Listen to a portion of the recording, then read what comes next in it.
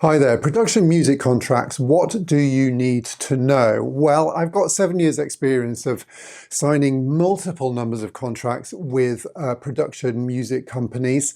And in this, what will be a very short video, I'm going to go through, I think, the vital things that I found important and the vital things that I always look for in a contract.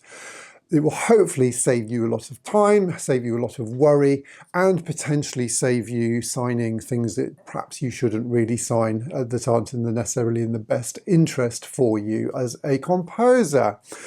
It's worth saying at this point, I am not of any legal standing whatsoever. I don't have any legal qualifications, and if you are in any doubt, I would always get somebody who really knows what they are talking about from a legal sense, i.e. a legal person, a lawyer, to read through a contract if you are in any doubt. It's probably worth prefacing the video by saying, well, as I say, I've done nearly 7 and a bit years of this now and signed, I don't, goodness knows how many contracts, a lot. And I've never had a legal issue or any complication or any sort of problem. So it can feel quite scary if you're at the beginning of your production music journey, all of this, I think. But I think to be reassured, I don't think it is that frightening. I don't think there are a huge number of bad deals out there. And in my personal experience, I think that most production music libraries obviously are there to create money for themselves, but also recognize that they work in partnership with their composers. And I've always felt a real sense of transparency and openness and honesty from the libraries that I've worked with. And I have actually queried a few things on contracts with them in the past, and they seem to be always very, very happy to clarify. So that would be my overall advice. If you are in doubt, speak to a lawyer.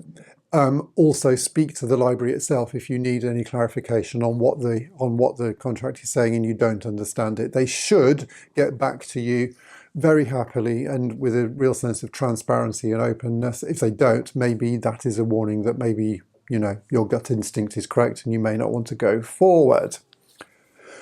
So the first thing to make sure that you know is whether the deal you are potentially going to sign is exclusive or non-exclusive. So if you are signing a non-exclusive deal, then that means that you will sign your tracks to the library, but you're also free to sign those tracks to other libraries as well, as many other libraries as you want, which means that that one track could be in 3, 4, 5, 6, 7, 8, 9, 10 libraries all over the place, provided they are all non-exclusive. Okay.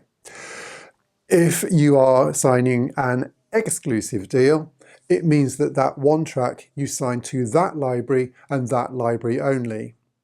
And it's vitally important that you do not sign it anywhere else, do anything else with it, or whatever. That is it. It is basically that library's track.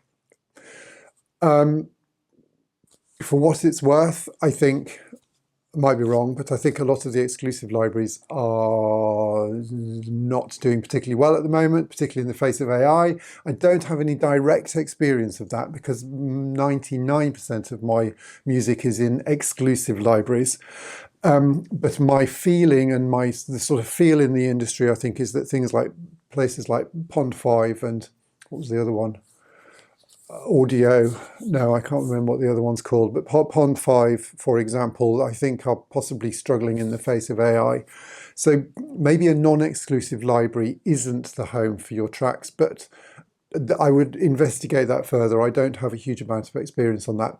But you need to be really clear as to whether you're signing a non-exclusive deal or an exclusive deal.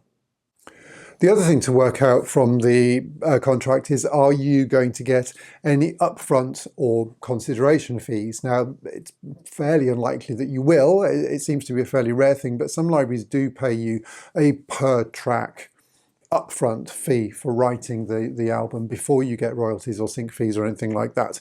So check that out. Make sure that you are really, really clear that yes, you're getting money upfront, or no, you're not. Then there'll also be something in there about synchronization fees, so sync fees.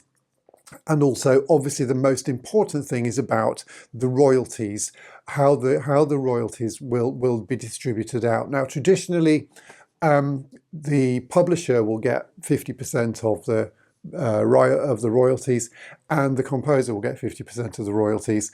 And actually, I think probably a majority, yeah, probably all of the deals, apart from one that I have, that I don't write for anymore, actually, maybe for this reason. So I think all of the deals I have are on a 50-50 basis. So the publisher gets 50% and I get 50%. There is a sort of move at the moment whereby publishers are pushing for the composer's share. So you may only get 25% or something of the composer's share. And I don't know, there's a lot of noise being made about that sort of thing, about it being wrong and it's eroding our income, which is absolutely true. I wouldn't say never do that. I think it depends where you are in your career. I think if you're early on in your career, that sort of deal, it's not great in my opinion, but it's a deal. It gets your music out there, and to get the ball rolling and just to get something out there, that might be the right thing to do at that stage. My feeling personally that later on in one's career, once you get going, it's not the right thing to do. So I'd be really careful of that. But just be absolutely crystal clear. This is the thing that you need to check most. What percentage of the royalties are you as the composer going to get? The other vital thing is this thing called in perpetuity. Sorry, I've written it down here on my laptop. In perpetuity, which basically means can they have your tracks from now and perpetual time forevermore? So most libraries do go for this perpetuity thing. That means basically they own the tracks forever. Other libraries, they'll have them for 5 years, 3 years, or something like that, and they have to stay with that library, generally exclusively for that amount of time. It's useful to know. Why do you need to know? Well, if they're there for in perpetuity, I cannot announce that.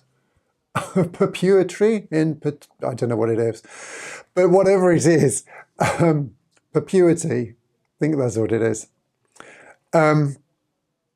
If they have a perpetual license to your tracks, I must edit that out, then the library will hold them from now until you die, basically, or the library folds or they die. If you have an agreement whereby they hold them for 5 years, then you are theoretically, technically within your rights to take them out of that library and put them somewhere else in 5 years' time, for example. Are you likely to do that? Is my question. I know I have a few deals, I think, where, I don't know, there's maybe a 5 or a 10-year lease on the, having exclusivity. If the tracks aren't performing, am I going to contact the library, take those tracks out, try and find a new home for them? Probably not, because actually if I listen back to them, say tracks from 3, 4, 5 years ago, they're not going to be as good as what I'm writing now anyway. For me personally, I don't really care. I'm much better writing more new tracks and getting those into better libraries. That's a better use of my time personally, I think, than looking back over old contracts and working out which tracks I might want to move. You may disagree with that, but that's my personal take on it. Which brings us to the whole mindset, I think, particularly for production music library, which is really much has to be one of write the thing, get it in a library and forget about it and move on and write more, bigger and better. I think you can spend a lot of time worrying about deals, worrying about in perpetuity or whatever it's called, worrying about am I getting 95% of my writer's share, this, that, and the other. I think to a certain extent, a lot of time analysing and looking back over tracks and seeing what's performing and what's not. And it's so difficult to see a big pattern over time. It's so difficult to work out what's going on with these things. You're so much better by just writing music, getting it into a decent library, moving on and writing something bigger and better and growing that way.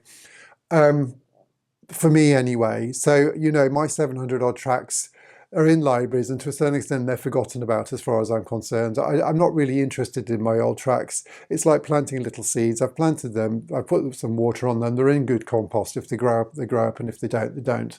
But I'll be planting bigger and better seeds in the future. So those seeds for me are, done and dusted. vaulted off, stuck in a little, sort of little vacuum of the past. And I think that's the right mindset. Okay, I hope that was useful. As I say, I have to emphasize that I don't have any legal training. If you are in any doubt about what you are going to sign, then please, please, please consult a lawyer, somebody that's qualified. Also, talk to your library if there's something that's not clear on the contract you're about to sign. And good luck with it. And thank you for watching, and hope to see you in another video soon.